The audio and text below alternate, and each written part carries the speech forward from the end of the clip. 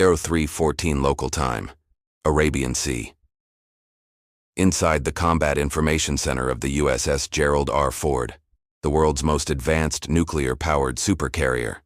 The air inside the CIC is cool, smelling of ozone and high-end electronics. The silence is broken not by a scream, but by the rhythmic low-frequency pulse of the SPY-6 radar. Suddenly the displays shift. The AN SPY-6 V1, designed to track objects the size of a golf ball from hundreds of miles away, registers a ripple in the electromagnetic spectrum. It isn't a single contact, it isn't 10. It is a digital wall moving at 200 knots, hugging the wave tops to stay under the horizon. Vampire, vampire, vampire, the tactical action officer says, his voice devoid of emotion. On the glass, the count climbs with terrifying speed. 100, 400, 800, 1,024 individual signatures. A cloud of low radar cross-section autonomous drones, launched from a hidden coastal facility, is screaming toward the heart of the carrier strike group. This is the nightmare scenario the Pentagon has feared for a decade. This is saturation warfare at its most lethal. The USS Gerald R. Ford is a $13 billion masterpiece of American engineering, but it is currently staring down the barrel of a $2 million extinction event. Welcome to us, FBI. Today we analyze why the world's most powerful warship is mathematically scheduled for destruction in less than 12 minutes. To understand the gravity of the situation, you have to look at the math. Each one of these drones costs roughly $20,000, the price of a used sedan. They are expendable, low-tech, and mass-produced in coastal factories. Yet their target is a sovereign piece of American territory housing 5,000 sailors and 75 aircraft.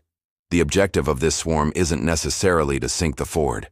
They only need to achieve asymmetric success by shredding the flight deck and destroying the electromagnetic catapults. If the flight deck is cratered, the carrier becomes a $13 billion paperweight, unable to launch its F-35C Lightning IIs or FA-18 Super Hornets. The problem facing the strike group is what naval analysts call the magazine depth problem. It is a cold, hard reality of kinetic defense. The Ford and its escorts carry the world's most lethal interceptors.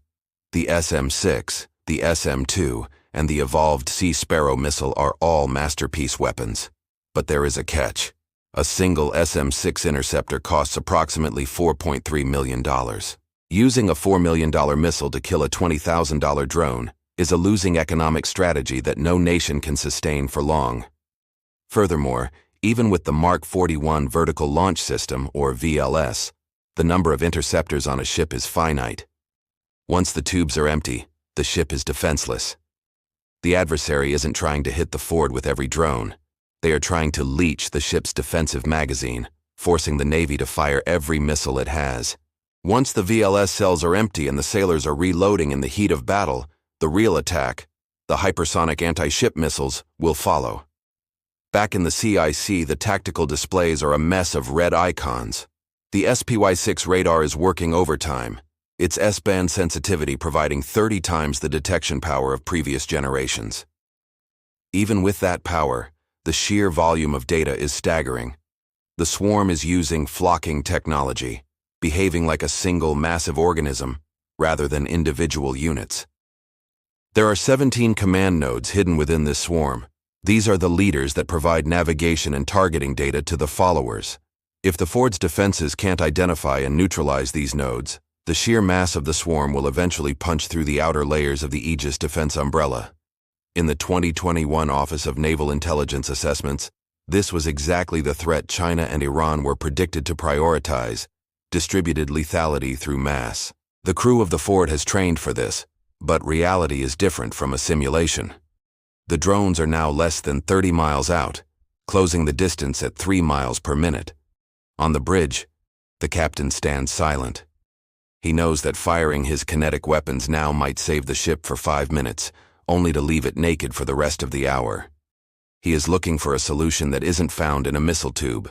He is looking for the electronic attack that can flip the script on a 4-digit swarm. The order is given to activate the AN Cell Q-32V7, also known as the SEWIP Block 3. This is the Navy's premier electronic warfare suite.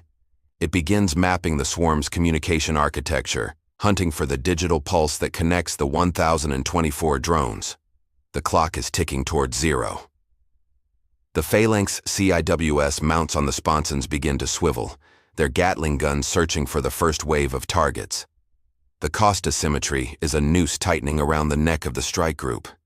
Every second spent waiting is a second closer to a catastrophic deck strike. But the United States Navy doesn't use clocks to check the time. They use them to count down the death of the enemy's tactical edge. The first SM-6 rips out of its VLS tube, a pillar of fire illuminating the night sky over the Arabian Sea. The engagement has officially begun. As the first drone vaporizes in a $4 million explosion, the radar screens show the other 1,023 adjusting their course in perfect unison. 03.18 local time.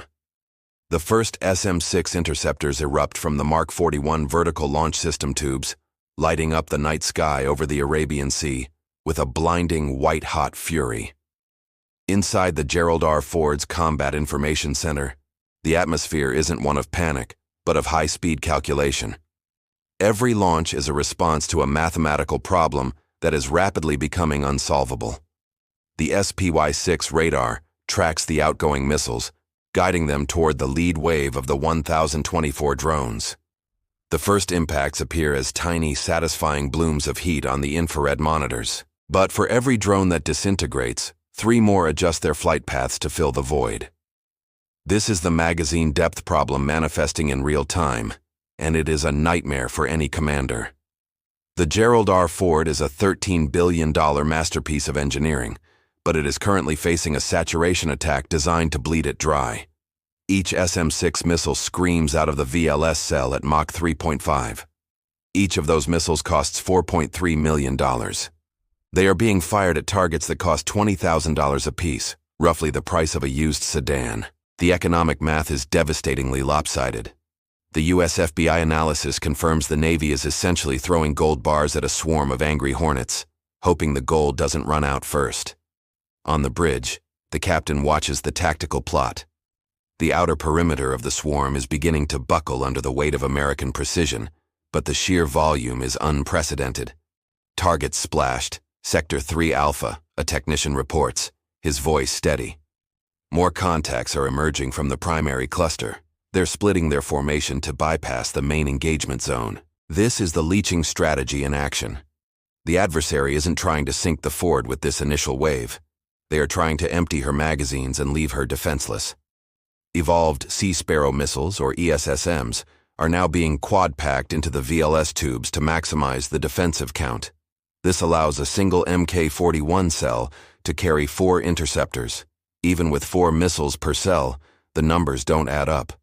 The US FBI tactical display shows the swarm is still 80% intact as it crosses the 20-mile mark. At 0322, the second wave of the swarm reaches the mid-course intercept zone. The sky is a chaotic web of white-hot exhaust trails and kinetic explosions that reflect off the water. The Ford's Aegis system is processing data at a rate of millions of calculations per second. It is prioritizing targets based on their trajectory and potential threat to the flight deck. Despite the iron discipline of the crew, the tactical reality is sinking in. If every single interceptor hits its mark, the Ford will be out of kinetic ammunition before the swarm is half depleted. The SPY-6 radar is the most advanced S-band system in the world, providing 30 times the sensitivity of its predecessors. It sees every drone, but seeing a threat is not the same as stopping it. A leaked drone slips through the primary screen, its low radar cross-section allowing it to dance between the search beams. It's heading straight for the carrier's critical island structure. The Phalanx Close-In Weapon System, or CIWS, reacts instantly. The 20mm Gatling gun lets out a terrifying buzz, shredding the drone less than 500 yards from the hull. That was just one drone. There are still over 700 active contacts on the SPY-6 radar, all converging at 400 knots with relentless robotic precision. The air on the deck is thick with the smell of cordite and the ozone of high-powered electronics. The Ford is a floating fortress, but even the strongest fortress can be buried. VLS magazine at 60%, the weapons officer announces. The tone in the CIC remains professional, but the speed of the digital updates is increasing as the range closes. The crew in the CIC works in a dim, blue-lit world of glowing glass and mechanical clicks. They are trained to handle the stress of high-intensity conflict without a tremor. Every 6 seconds, another volley of missiles leaves the deck. The ship's thermal signature is spiking as the launch cells glow from the repeated heat of the rocket motors. The swarm isn't just a physical threat, it's a psychological test of endurance. The attackers are autonomous, feeling no fear, and following a relentless flocking algorithm programmed for destruction. As the drones enter the inner defensive layer, the Ford's escort destroyers begin to fire their own stocks of RIM-162 ESSMs. The entire strike group is now a single, integrated weapon. Protecting the flight deck is the only priority. If the drones crater the deck or destroy the email's catapults, the Ford's 75 aircraft are trapped uselessly in the hangar bay. Outside, the Arabian Sea is no longer dark. The continuous fire from the Ford and her escorts has turned the night into a strobe light display of military power and desperate defense. A disabled carrier is a $13 billion target for the follow-up heavy anti-ship missiles that are surely waiting for the carrier's defensive magazine to hit zero. At 03:26, a massive cluster of 40 drones performs a synchronized maneuver, overwhelming the starboard side defenses. 3 drones penetrate the inner kinetic screen simultaneously. The bridge vibrates as the phalanx mounts rotate to engage multiple targets at once. The 8-minute nightmare is no longer a simulation. It is a fight for survival. The kinetic defense is reaching its breaking point. The math of saturation has finally caught up to the billion-dollar technology of the US FBI fleet, and the magazine is running dry. 06:14, local time. The Arabian Sea has ceased to be a theater of kinetics and transformed into a high-stakes digital arena. The swarm has breached the outer defenses, attempting to leach the carrier's magazines. The Ford now shifts from steel to silicon. Inside the Combat Information Center, there is no shouting, only the steady hum of cooled processors. The CWIP Block 3 is energized. This is the Navy's premier electronic warfare suite. It is engineered to dismantle the communication architecture the swarm relies on for coordination. The system's active electronically scanned arrays begin a precision sweep. It isn't looking for targets to shoot, but signals to exploit. In exactly 94 seconds, the CWIP Block 3 maps the entire network. It identifies 17 command nodes acting as the swarm's brains. These nodes are the linchpins of the flocking algorithm. Without them, the 1024 drones lose all navigational and targeting data. The threat of saturation is met with cold logic. The Ford prepares to execute Plan Coronado to reclaim the tactical advantage. 2 EA-18G Growlers launch from the EMAL's catapults. They carry the ALQ-99 jamming pods tuned specifically for the enemy's frequency. These aircraft are the scalpel to the carrier's sledgehammer. They position themselves at the edge of the swarm's data link range. The Growlers initiate a high-gain transmission. They inject a spoofed loiter and disarm command directly into the enemy's proprietary protocols. This is protocol manipulation. The swarm believes it is receiving a direct order from its own land-based coastal command center. On the SPY-6 radar, the red mass of 1,024 contacts begins to stall. Coordinated formations dissolve into chaotic, circling patterns. The drones are no longer hunters. They follow the false command to loiter aimlessly until their fuel is completely spent. This is the American counterpunch. It is not a kinetic explosion, but a total subversion of the adversary's tactical intent. As drones lose power, they tumble into the Arabian Sea by the hundreds. The $13 billion flight deck remains untouched. A handful of drones, operating on manual overrides, continue their terminal dive. These are handled with calculated, administrative efficiency. A single Mark 41 vertical launch system cell cycles open. An SM-6 interceptor erupts from the deck in a pillar of flame. The missile accelerates to Mach 3.5. Its active seeker head locks onto the remaining threats and vaporizes them with focused blast fragmentation. The sky is finally clear. The carrier strike group's defensive magazines remain nearly full, despite the massive scale of the attack. The adversary's $2 million investment was neutralized for the cost of one interceptor. This is the math of modern naval warfare. In the era of the swarm, the winner is whoever controls the spectrum. Quantity cannot overcome superior digital integration and iron discipline. The magazine depth problem was solved through information, not just munitions. The U.S. Navy doesn't fight harder, it fights smarter. To the crews on the Ford, this wasn't a struggle for survival. It was a calculated application of standard operating procedure. The most powerful weapon in the fleet is the electronic warfare officer. Their ability to dismantle networks is the ultimate shield. The Gerald R. Ford continues its patrol, a reminder of American technological hegemony. The sea remains under United States control. We have seen how a carrier survives a 1,000-drone nightmare. It is through math, sensors, and the cold reality of EW. What would your orders be? Would you trust the electronic attack or would you launch every missile in the magazine? Tell us your tactical strategy in the comments. Your insight helps us break down these complex and realistic military scenarios.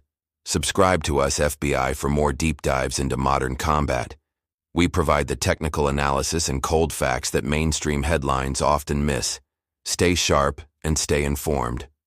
We will see you in the next theater of operations as we continue to analyze the future of global naval warfare.